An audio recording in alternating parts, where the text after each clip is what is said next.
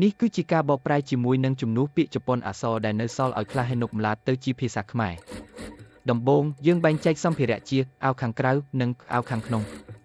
លើគែមនីមួយត្រូវបន្ថែមចន្លោះ6មីលីមីនិងដេរជុំវិញដោយម៉ាស៊ីនសៀងឲ្យមានចន្លោះដេរស្មើគ្នានៅផ្នែកដែលមានរង្វង់ត្រូវយកចិត្តទុកដាក់ឲ្យចន្លោះដេរស្មើគ្នានិងធ្វើឲ្យរាងខាងឆ្វេងនិងខាងស្ដាំមានសម្ភាពត្រូវគ្នាបន្ទាប់មកនៅផ្នែកផ្ទៃរបស់កឹកអាវខាងក្នុងត្រូវយកចំណាំចន្លោះ1មីលីមីចុះពីចន្លោះដេរធម្មតាដើម្បីអេរ៉ុងតាមកន្លែងនេះដោយប្រើអេរ៉ុងធ្វើឲ្យរាងមូលនៃកៅអៅស្អាតហើយផ្នែកដែលបានចុះ1មីលីមីក៏ត្រូវមានលក្ខណៈស្មើគ្នាបន្ទាប់មកតាមខ្សែភ្ជាប់កៅអៅខាងក្រៅនិងកៅអៅខាងក្នុងក៏ត្រូវបានភ្ជាប់បណ្ដោះអាសន្នហើយទាញចូលទៅកាន់មជ្ឈមណ្ឌលដើម្បីដាក់តាក់នៅទីនេះតាក់យាមានន័យថាជាការបត់និងចុងក្រពះកណាត់ជាបណ្ដោះអាសន្នដែលសំខាន់ក្នុងការរៀបចម្រាងកៅអៅឲ្យស្អាតនិងបង្រួមឲ្យស្មើគ្នា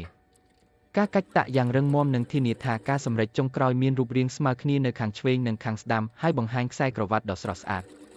ចុងក្រោយនៅពេលកាច់តាក់ដោយម៉ាស៊ីនសៀងត្រូវយកចិត្តទុកដាក់ឲ្យសញ្ញាដែលបានដាក់ជាមុនមិនផ្លាស់ទីនិងដេរឲ្យបានស្មើគ្នាពីខាងឆ្វេងនិងខាងស្ដាំ